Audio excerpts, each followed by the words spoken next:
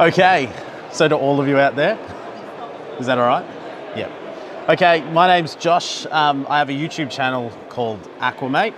I wanted to do a presentation today that would be beneficial to families and kids, setting up your kids' first aquarium. You might already have a bit of experience doing that, being at an expo, but I want to try and do it so that it's an eco-friendly way to do it. We're going to be talking about like a natural style tank. Look, I've been keeping fish for 29 years. So it all started for me when I was a kid. So I was 8 years old and my dad used to talk about having all these fish tanks and everything. And whenever I pictured a tank, I was always thinking of a rainwater tank and just thought, why is my dad keeping Oscars in rainwater tanks? And then I started to really get to know the hobby and enjoy it when I got a 40 litre tank, it was a 30 litre tank. It was a white cloud mountain minnow tank. So a really good beginner fish. But I just remember, the sounds of the filter and everything like that. All those things take me back to my childhood. And I think that's something we can share with our kids in the future of the hobby. So I think it's a good topic. My notes are not up here, they're down here. So I'm just gonna look down every now and then. So 10 months ago, my dad sadly passed away, lost his battle with cancer, and that sort of brought all of this back to the forefront.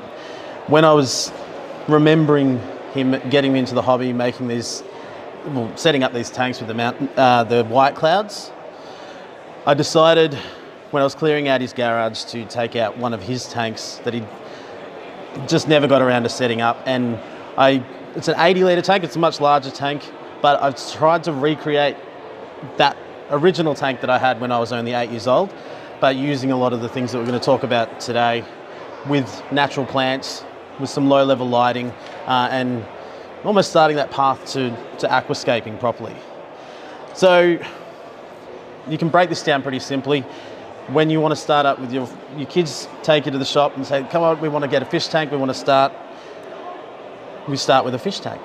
I think a 40 litre fish tank is perfect for beginners, and you don't want to go too much smaller because it limits what you can actually keep.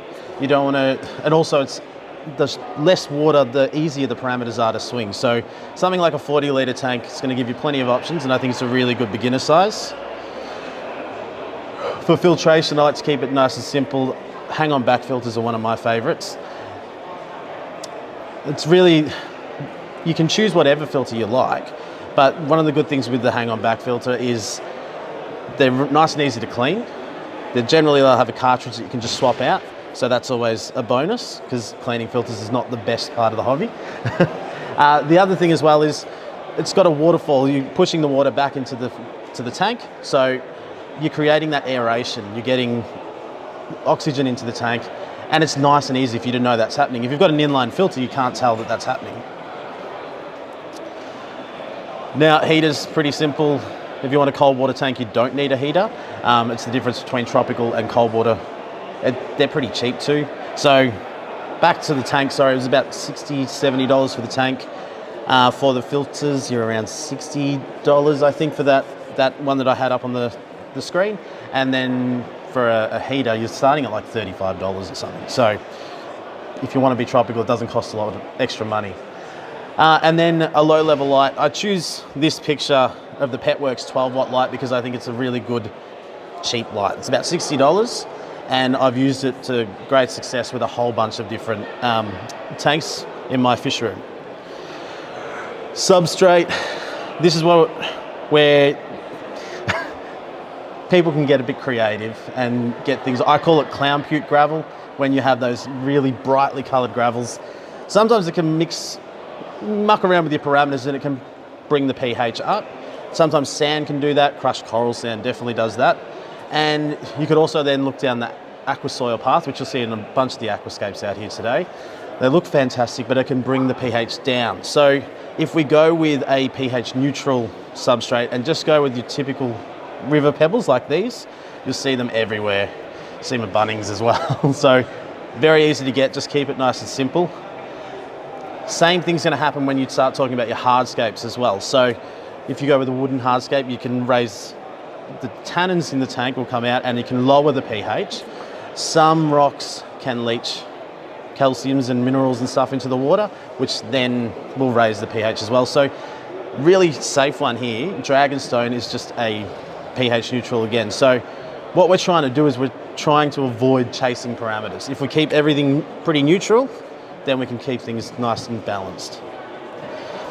The other thing as well, we have to have a planted tank. If you go with the planted tank, you're going to end up, doing less water changes. I suppose not so much, but it's part of that ecosystem. So the fish create waste, you overfeed, some plants will pick up some of those nutrients and they'll grow. It's also going to look really good, and we want to sort of inspire creativity as well when we're setting up a tank with our kids. This is the one that I would choose to go with, just the humble Java fern. It's a little bit different to a lot of other plants. When I first got a Java fern, I just buried it in the sand thinking, yep, that'll grow, perfect. Didn't do too well. Basically, the bottom part here is a rhizome. Think of it as the stem of the plant. So you don't want to be burying the stem of the plant. It latches onto rocks and wood and that sort of thing. So find a nice sort of tight space that you can just keep it where it is, and the roots will then entangle themselves around the hardscape and whatnot. The other good thing with this one as well is it's really easy to propagate. So being a fern, at the end of all the leaves up here, you have little seeds that can eventually, I call them pups, sprout into new plants, and you can just propagate them by simply tearing them off with care, of course, and then just move them around the tank. So this is a really good beginner plant, I think, because it's a low light, and it's also going to mean that you can start filling your whole tank with plants and get that nice lush green tank. Fish choice, I can't go past the Endler guppies because they're just super hardy. They're really easy to breed. The reason I think that these guys are so good is not only when I was getting back into the hobby years ago did I choose to get some of these and had great success. I've set up about 5 fish tanks just for friends and family over the last 18 months or so. And this is what I've had these fish, so I've been able to give these fish to them for free. And all of them have reported that they've come back and said, the kids are loving it, we keep getting new babies. Even some of them are calling me talking about cherry shrimp, and they wouldn't have known what a cherry shrimp was at all before that. So I think they're a really hardy fish. So if you get 2 males and 3 or 4 females, you also get that variation between what they look like. So your males are obviously a little bit smaller and a bit more colourful, and then your females a little bit duller, but a bit bigger. But it means that the kids can come in and they can see 2 different fish, especially when the male's trying to catch the attention of the female and they see all the shimmering. And it's very exciting when the kid comes back and says, oh, there's babies at the back of the tank. You're keeping them interested, and I just think they're a really good option. That is where a lot of my Endlers have come from. It's covered in duckweed. That's one thing I'd say as a beginner. Don't put duckweed in unless you know what it's going to do, because it's very, very hard to remove. But that's basically the setup that I've got for my Endler guppies, with that 12-watt light we're talking about, the heater we were talking about, a different brand filter, but again, that hang-on back filter. It's nice and easy to maintain. And then we got a bit fun with it, well, not that tank, with the tank next to it, working with a Nintendo tank, but basically followed all of those principles in this tank. Mainly Java fern. There's so many pups in there that I can just take them out and propagate and start in other tanks, but very easy to maintain. In this one, I've got Tiger Endlers, and a few Neons as well, but the Tiger Endlers, you can see the little yellow guy there. Same principle as the Black Bar Endlers before. So in saying all of that, I've gone through it a lot quicker than I thought I would. Does anyone have any questions or anything? No? Make one up? All right, well, I appreciate... Sorry? 29 years, but on and off. So at the start of the chat, I was just... Sorry? Thank you. I started when I was 8. So that was sort of the inspiration behind having a chat about this today. In hindsight, most people might already know a lot of these things, but I think it's definitely what we want to do with our kids, get them involved. My kid is only involved in Fortnite. He doesn't care about anything else. But eventually, I think he'll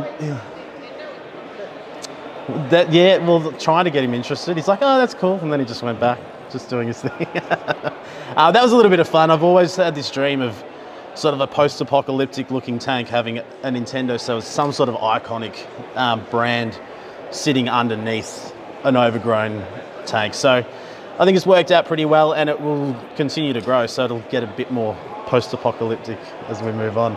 And it's a bit of an 80s theme, so that's why we've got the neon Tetras in there. But yeah. Yes. All right, thank you very much. I appreciate you guys for hanging out. And enjoy the rest of the expo. The Aquascape competition should be finished, I think. So make sure you head around there and check out and see what's going on over there. I don't think we'll find out the winner until tomorrow, though. Yeah. All right, thank you very much, guys.